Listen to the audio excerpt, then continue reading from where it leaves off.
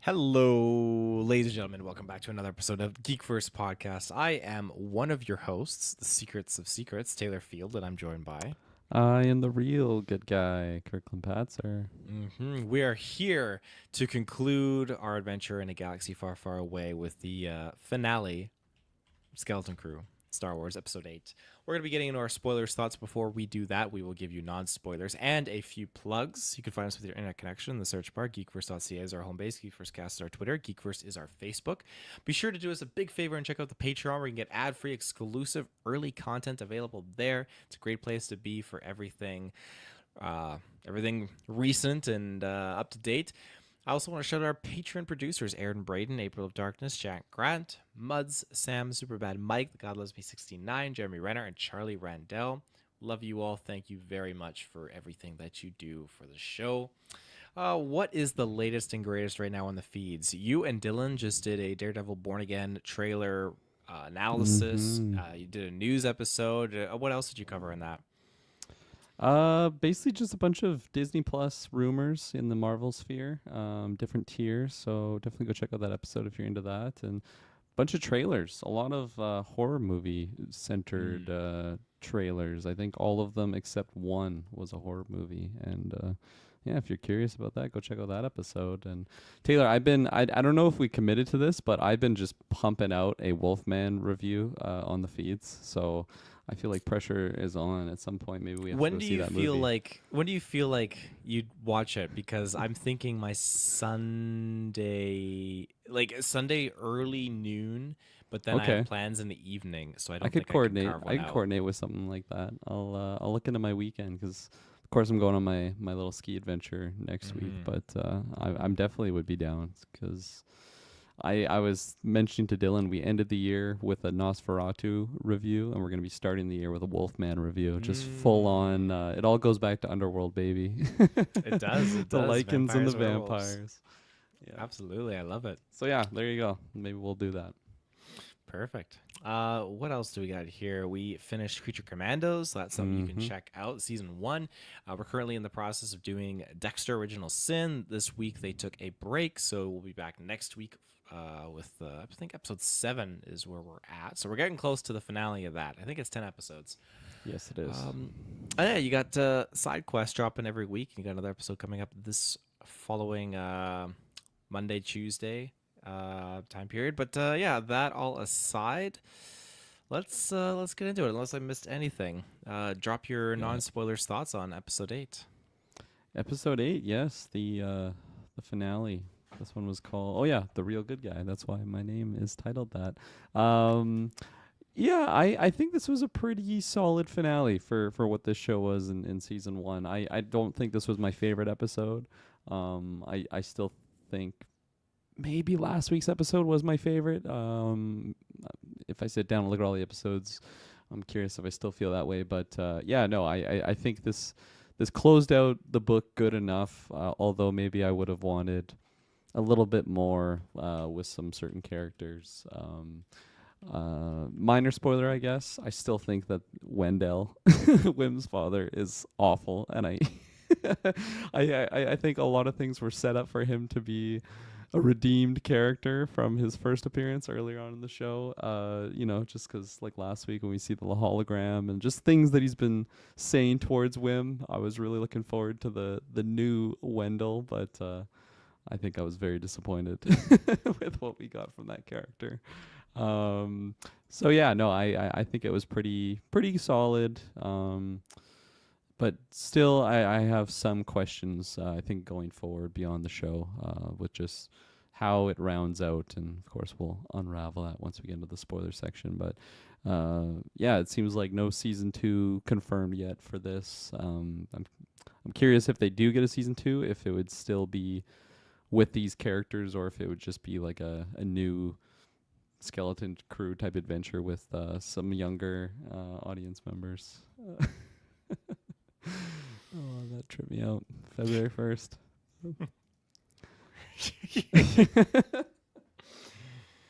Travis? What do you think? What do you think about this? So it's funny because uh, I will get more into it in either like a bread and butter or an after nine because I was at Disneyland for the past week and at Galaxy's Edge, and it was fun being there leading into this finale because I was Did you thinking, see oh, Wim? maybe Wim's dad specifically, no. Uh, but it was just I wasn't sure if there would be any Skeleton Crew kind of tie-ins because they've done it in the past with like Ahsoka and a Book of Boba Fett and all that, which I did meet Boba Fett, did meet Mando, so that was cool.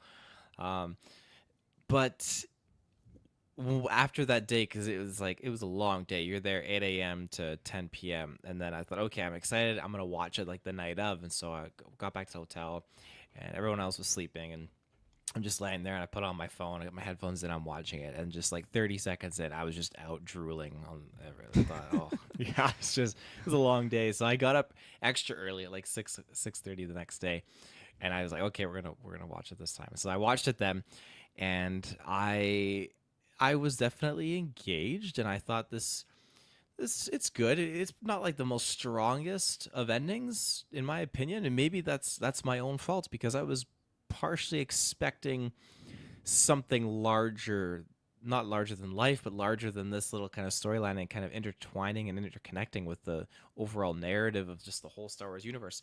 Again, that is my own fault.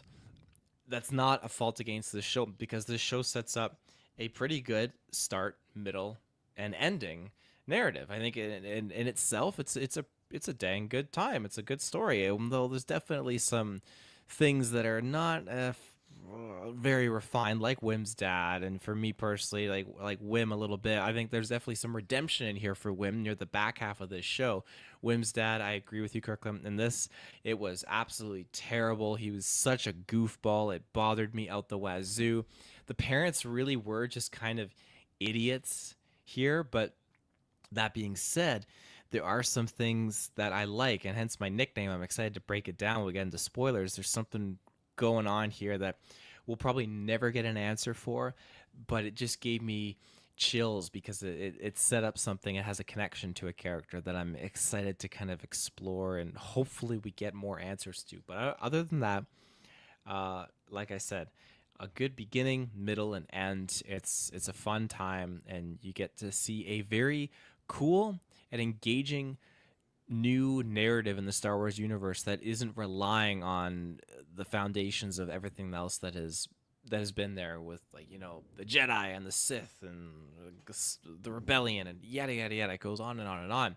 It's just, hey, these small contained events are going on right now with this group of people, and it takes place at the same time where you have X-wings flying around, you've got pirates flying around, and I think that's what really makes it stand out is its own adventure, not relying on anything else. So I think they did a good job, and I think this is a pretty dang okay finish, even though I have my own biasness towards it, which I'm keeping separate from my kind of overall rating to it. So yeah, that's all I got for non-spoilers. Was there anything else you wanted to add?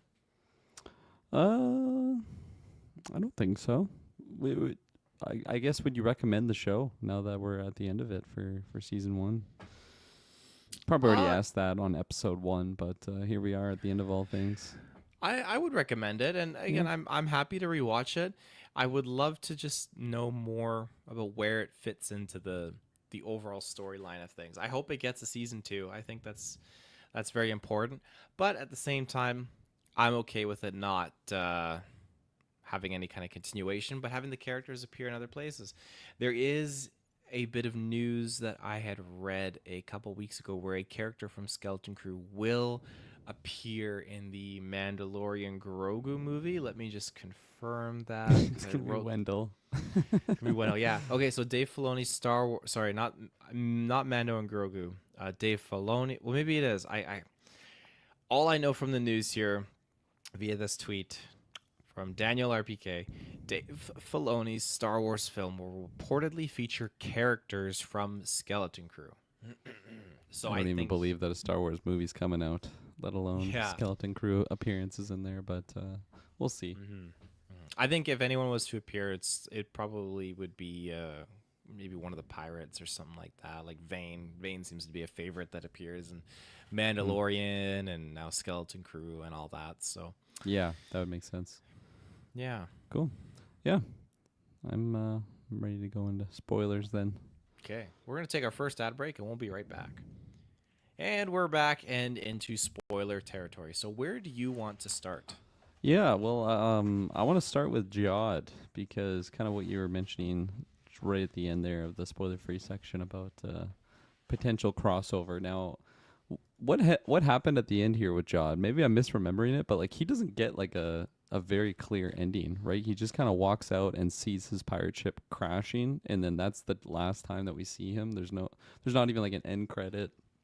Him picking up something, looking all nefarious to get ready for his next adventure. Like it just ended very unclear, and I think that's something that really surprised me. And I guess kind of bothered me that we didn't get any like follow up on kind of what the next trajectory is for that character. Because I mean, it's Jude Law. Like it'd be the highest build name on the list. Like I would have expected to have a very definite ending to that, or not necessarily definite, but just a very clear what's happening next for this character. Whether he's dead, whether he's in prison, or whether he's just you know ready to kick ass on his next adventure. It was weird that it was so unanswered because that was just such a big character throughout the whole show. Mm-hmm. Yeah, I honestly could not tell you what has become of him, but that's where I felt like, okay, we're going to be getting something more here because he's clearly not out. He's not dead. He's still kicking around, and they're keeping that open ended, I think, because they want to pull him back in at some point in the future. I think during this episode, he was just sinister and evil, and I really liked it. You know, he's not Dark Jedi, he's not Sith, he's not any of that. He's just a pirate, and we get a good dose of his backstory here. And I have to go back and revisit what we were talking about in previous reviews because I think I highlighted it. I'm pretty sure I mentioned it where, okay, maybe his storyline is that he was an apprentice at one point, then Order 66 happened, and he was just a lost Padawan. And that's exactly what happened.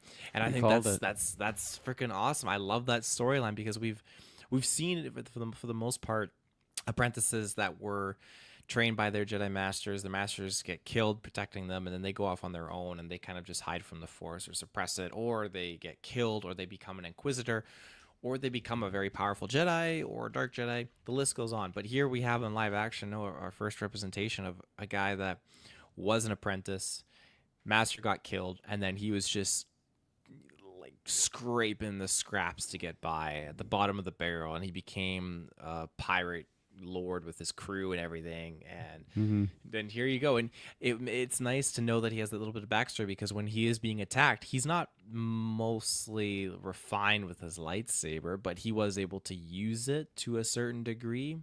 And then he was talking about some of the basics of the Force that he learned from his master and whatnot. So there's just a lot of cool things in that cup, in that bowl, that I really Mm-hmm. appreciate and enjoy. And his character from start to finish is just someone that I really like. And he, again, like, I do believe him. Like he said, doesn't want to kill anyone, but he's still gonna take advantage of people. Yeah. And to me, that's Jod. That's Jod. Very much a scoundrel, very much not a honorable character, even though he doesn't want to kill people. He's still a pirate at the end of the day. Yeah, I must say I feel like you predicted a lot of things with this character because last week's episode you had predicted that how it ended with him like pulling out his lightsaber ready to chop up the parents, and then it was just like really doubling down on like, look, I'm basically a Jedi from the Republic. Like I'm like nothing really came of it from the start of that. So you 100% nailed it there. And yeah, he does mention his little backstory there with his old master that just got fucked up and really just yeah made him look bitter on the whole world because it's just a cruel place. I think part of me wanted a little bit more than that, but I'm okay with it being nothing more than that. I think I was also okay with him just being like a force sensitive person with like no Jedi training or anything like that. So I think it fit the character and kind of what the scope of what the show was for that origin.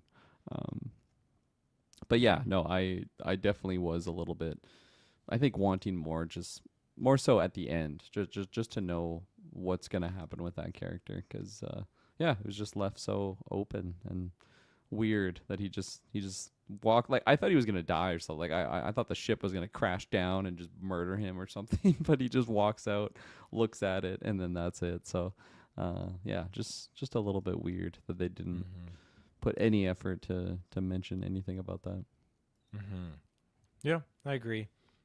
But I do think he's going to pop back in at some point in the future because he's a valuable asset to use on screen, having a pirate force user guy. And he doesn't have the lightsaber anymore. Wim's keeping that. Wim's never getting Yeah. rid of that. So, yeah.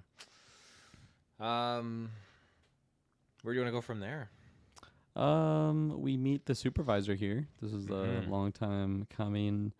Um, I feel like I didn't predict that it was going to be a robot, but as soon as it was, I'm like, why didn't I predict it was going to be a robot? Like, that just seems like the most obvious thing to have this like AI leader. They already have all these droids throughout, so it makes sense. Almost like a hive mind type setting. Yeah, I don't know. It really didn't do much for me. I wasn't satisfied or unsatisfied. I was just very neutral on the whole thing, and it just gets dismantled really easily. So, uh, yeah, I think it was a disappointing reveal, but like they also, it's not like the whole point of the show was to lead up to what the supervisor was gonna be. So it just seemed like a little bit of a unconsequential like big twist to have it as this robot leader, but I don't know. It didn't do much for me. Mm-hmm. I agree. When I found out that it was a droid, it pulled me out a little bit. I was hoping that it was going to be something else. It was like a person, but that's just again my own setting myself up for failure at that point because I had my own expectations and it wasn't Thought it was gonna met. be Then this it's like, guy. do I have to play against the whole time? I would have been sick.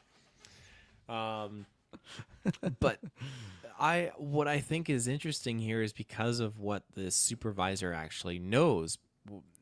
When I see this planet, I think, okay, everything that we've led to believe is that this planet goes back to the High Republic time with its credits, with it being a mint, and with it being cut off from the galaxy for so long, and just the way its technology has evolved and has become its own thing after all this time.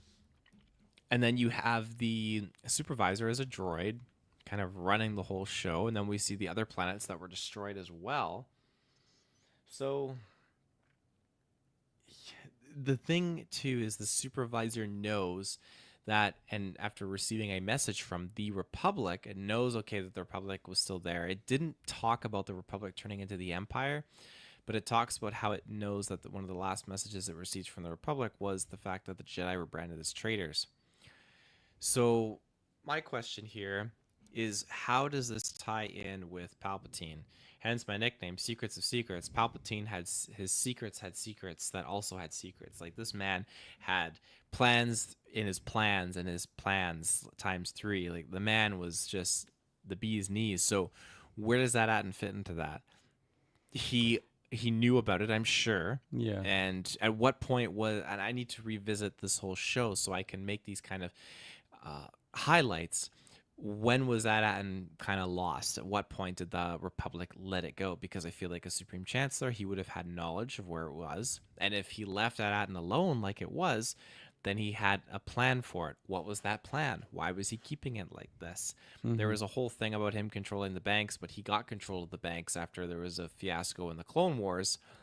That was all sorted out, but here he is with a mint and he's producing all this coin.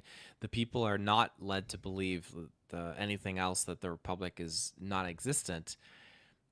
And yet they're not told either that the Jedi are branded as traitors. So I feel like there are similar traits between the way the supervisor acts and the way Palpatine acts, if that makes sense. Now, Mm-hmm. that's me maybe stretching it a little bit more, and I'm maybe reading too much into it, but at its core, I'm just very curious why Palpatine left this planet as is. What was his objective and Yeah. plan for it? And yeah. Yeah, perhaps it's just that's how like the mints are ran. Like they have all these protocols to be so hidden and secure. So if that's the function, maybe maybe from Sheev's perspective, sees no reason to like station stormtroopers or anything on there. Like, why even defense it up or anything like that?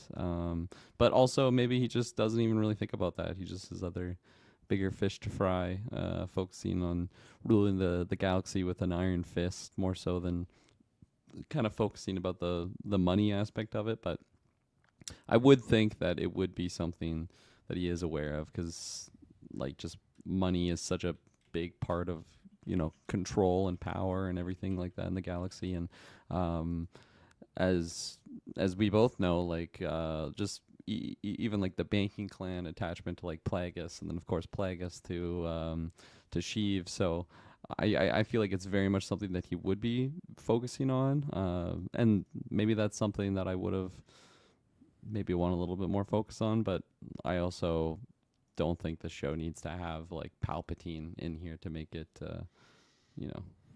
What do you got here? Well, it feels like when you look at the room, it feels like a dark imperial room when you look at it, right? It Yeah. feels very different from everything else that we've seen on this planet. And here you have, like, it feels dark. Feels like Yeah. it's its own thing. So, yeah, just thought I'd highlight that. Looks dark enough to have this guy hiding in there Oh, he's in there around the for sure. supervisor. He's in that room for sure. Cool. The good guys, we get the real good guys show up. Kind of what we were predicting. Just some of the, I guess the rebellion fighters. Is that right? Or the Well, the New Republic. New X-Wings, Republic, right? Yeah, the New Republic. But just when they show up and all the awesome showcasing of the ships and everything, I was getting goosebumps when they have like that one. What is it? A transporter ship with all those like what is it? It's like the 9 engines on the back. The Corellian Corvettes. Oh yeah, I was juicing on that scene. What about you? Yeah, that was pretty awesome. It was just you get a couple little snippets of the pilots in their cockpits, but other than that, it's just it's awesome seeing these X-wings come in, the sound effects, and they're just popping off these pirates on their skiffs and just going to town. It was just very nostalgic. I really enjoyed it, and my favorite part was the B-wings. That's something we haven't seen. We haven't seen them since Return of the Jedi. They're a fantastic ship. That's the one that looks like the T's, but they call it a B-wing for whatever reason. I cannot remember. They did something here, which is a huge shout out to Star Wars Rebels. It was really cool. So they introduced the B-wing, of course, originally in Return of the Jedi as a starfighter, but its actual introduction into the Rebellion, you get to see that backstory in Star Wars Rebels. There's an episode called Wings of the Master, and Phoenix Squadron goes and they find this guy who's really good at building ships, and they find he's building this prototype ship that's able to just cause a lot of damage. That's the B-Wing. And so the rebellion needs to get this ship to help them break through a blockade and get supplies to a planet. So after much tribulation, they get the guy to help them and gives them the ship. And this B-Wing, when they use it, you never see it do this in the movies, but through all of its points, it concentrates its fire. And I'm going to show you a image of it here. It concentrates its fire, and you'll remember from the episode, all into one like ray, and then it shoots that beam. And so you get to see it do that in the Skeleton Crew finale. That is something that they brought in Rebels, and it is a very cool effect. It's just it's a super powerful attack, and makes the B-Wings even more deadlier. B-Wings are primarily a bomber ship, and so the fact that it has this charge up beam, just a very cool nod to Star Wars Rebels, and very cool just to have those ships brought back. That's them just quality of life improvements, in my opinion. Yeah, I love seeing different just styles of ships and everything in here, and like this show alone had quite a few different ones, and I thought all of just the CGI around those moments with all the ships and everything, it looked really good. Like even when the giant pirate ship gets access to the planet and is just flying in there, it's like later at night, so it's just cutting through the fog and all the lights, and then you just have all the pirates coming out on the little dinghy boats things that they got. It was epic. Yeah, it was. I was trying to tell myself in my head, like, okay, what is the narrative here? Because we've seen pirates before in Mandalorian and just the New Republic's response and how they're like, oh, well, we can't help every single planet, yada, yada, yada. And yet here we have pirates attacking this planet, and immediately the New Republic is there. They get there quickly with their X-wings and their B-wings to help fight off the pirates. And I know that the kids called out to Kim, and Kim, oh, but hopefully I'm saying that right. The owl-like alien astronomer put out that helpline to the New Republic, and the New Republic came right away. So obviously that this character has a very strong connection to the New Republic, but I just think it's funny to look at it because all they had was her word when Ad-Atten is considered a myth, and these New Republic fighters are being told, like, okay, you need to go deal with these pirates on a planet that doesn't exist. And it's like, well, I don't feel like that's how the New Republic operates, because when you watch Mando season 3, we were barely seen. We didn't even get to see much help come to Grief Karga on Navarro, because Mm-hmm. I can't remember his name, but the pilot went to go and get help, and they basically shut him down. So Yeah, I laughed so hard in that moment when KB like gets through. It was KB, right? She was yeah. the one that, yeah. And it's like, you gotta come save us, the pirates. Just like, oh yeah, what? Like, where are you? It's like they have to find a way to get through the barrier, and like that. That was all that she said to them. It's like, what the fuck? Yeah, like you highlighted, it's one thing for them to believe the threat of like this Atlantis type mystery place is even real. Like it's one thing for them to even make the decision to go there, but then once they go there, like how the fuck are they supposed to get through the barrier? It's like one of the Mm-hmm. hardest things to get through unless you have clearance. And then she's just like, and they just have to find a way. And like that was the last thing that they said. It was just Mm-hmm. it was so cheesy in my eyes. It's like, okay, well, I guess it's not that hard to get through because when they show up, they're just gonna get there and go through it, and that's exactly what happened. Yeah, that's exactly it. On the note of getting through the barrier, I really did like how it was revealed where the Onyx Cinder was really just, it was a New Republic ship, or sorry, a High Republic ship, and that's why it had clearance. It was just its Mm-hmm. own thing. So that was a cool scene when it's flying down and the other pirate ships that were chasing it were just getting like shot with electricity, and it was able to, Yeah, yeah, sneak on down. And again, I love that Jod snuck onto that ship. That was pretty cool. yeah. Jod. Oh, Jod. What else in here? Something that I thought was a little bit weak though was kind of just Jod's like takeover plan here. Of I think I just found it hard to believe that when he like threatens all the kids, I'm gonna chop up your parents, and then they just kind of get to leave and like go home, and like Wim goes home with Wendell. They're getting like spied on by a robot, but like it's just so hard for me to believe that they wouldn't be able to just tell them the truth right then and there because the robots are spying on them, but like Jod isn't controlling these robots. It's the supervisor. So Mm-hmm. it just seemed like such a weak sauce plan. And then I just couldn't help but laugh when they're like eating dinner and Wendell's like, "You're in so much trouble. Like you have your test to do tomorrow. I'm pulling all these strings." He's like the exact same guy that he was at the beginning of the show, and I was just Mm-hmm. I'm like, "Fuck this guy, man! Wow, like what a character to have in here." But And that's after he went through some development yeah, too. I Like know. they were breaking I'm the sorry I didn't rules. trust you, Wim. I'm sorry. I'll always listen to you in the future.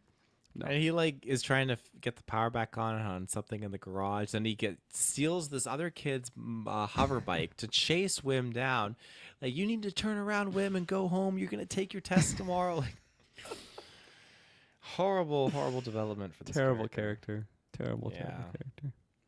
I yeah. mean, all the parents are pretty weak. I feel like when we were getting close to the kids getting back to Ad-Atten, I was I don't know, maybe seeing some potential hope with those characters that they would be a lot more interesting. Like maybe when we actually got to Ad-Atten, they would be doing a lot more to really make an impact, and they didn't really. The parents pretty much throughout the whole show were kind of useless. They were, except for when they sent their little message and it went right to the True. pirates, telling them like, "Hey, this is how you get in through the barrier." Uh, that was them fucking up royally and pushing the narrative ahead. My God. Yeah, absolutely. Hmm. Um, what else do you got? I don't really have much more to say. It wasn't the craziest type of finale, but it also wasn't the craziest type of show. And although I didn't start super hot on it, I definitely enjoyed it more as the season went on. And yeah. Yeah, I mean, I agree. I enjoyed it more as the season went on. It took a little bit to get there, a little bit more developing of these storylines for me, and just to kind of see Jod take this turn. But all in all, I think it was a lot of fun and it was enjoyable. I'm trying to think what else there is here. The kids kind of getting the one up here. I did like, and I like that Wim. He he's not like a fully redeemed, I should say, yet, but he's definitely up there for me in terms of like, okay, he's come around a little bit. But the first four episodes was just brutal for me. Just that character was just, yeah, it's not the most ideally written character, but that's not the actor's fault. It's just the writing. But the kids in general, like Fern, I love how that character has really grown and turned into a leader and just a great role model for the rest of her skeleton crew, I guess you could say. Especially when she's talking to her mom and trying to convince her mom, like, "Hey, you gotta pull this lever. There's bad people, but we've been out there and we've seen good people too." So I love that speech that she gave. She's just become a really confident character, and it makes me laugh when convinces her mom to pull that lever. Like, "Hey, there's good people out there too." I just imagine the New Republic coming in and just fucking pillaging this planet. Carpet bomb. Oh, Yeah. yeah. Because, I mean, at this point, the New Republic is mostly run by, like, nothing gets done. I see the New Republic as being so faulty and flawed. And you have a lot of their recruits are bad guys. And eventually, when you get to Ahsoka, you'll see this, but the New Republic has a lot of employed former Imperials and a Mm. lot of people working, like, in cover. And in Ahsoka, you learn, okay, that there are people that serve the Empire still. And so they're working Republic jobs, doing things and hiding things kind of in plain sight, but they're actively funneling materials and supplies to the Empire still. And it's like, well, then Ad is fucked because you're gonna have these guys that are just actively funneling all these new or High Republic credits to the Empire, to Mm-hmm. these bad guys. So just I feel bad for the planet, but it is what it is. Yeah. It's what it is. Cool. I'm ready to rate the show. Do Unless it. you have anything else to say. Yeah, I think I'm gonna give this show. I think I'm gonna give it a 7.48. I don't want to give it a 7.5. I think it's a little bit less than that, but definitely exceeded my expectations overall going into it. So yeah, it's definitely a solid show. Not one I'm really gonna be itching to rewatch, but I did have a fun time with it, and I thought Jude Law's performance of that character was really interesting, and it did surprise me. I thought he was really gonna be just like a hero type character, maybe just because I see Jude Law playing more of those types of characters. So definitely respect him to just keeping him being that like dirty pirate that he was. Very yeah, just questionable morals. So yeah, no, I did end up liking the show. I do recommend it to people, and yeah. Well said. Uh, yeah. So like mentioned at the beginning of this episode, I would recommend it to people. I think that there's going to be a good market for it, and there's a lot of people that I've talked to that are older and they don't like a lot of the newer Star Wars stuff. But I tell them like, hey, if you're looking for something that's a little bit nostalgic and it's got a lot going on for it, and it's kind of picking up steam, I'd say try Skeleton Crew because that might be exactly what you're looking for as a Star Wars fan. So it's got my approval there. As far as my rating, I'd probably go with 7 out of 10. There's a few things that I wish were explored a little bit more in the show, and I'm extremely biased when I say I wish that it had a little bit of a larger than life kind of thing and connected to other big Star Wars isms and Star Wars plots, but that's okay. Like I said, it's a start, a middle, and an end, and that's all you could ask for when you want like a really good story, and so it does that. So yeah, I feel pretty good about that rating, and I look forward to rewatching it. I usually try and get my dad to come in and watch some of these shows. Usually after I've watched it, I'll be like, okay, Dad, come on over for dinner and we'll put on a show. So maybe I'll get him over and we'll put on Skeleton Crew. Nice. Yeah. But there you have it, ladies and gentlemen. We've done it in a galaxy far, far away. We will be back with a lot more reviews, like your friendly neighborhood Spider-Man, a bunch of other stuff too. So stay tuned, and we'll see you in the search bar. May the force be with you. Always.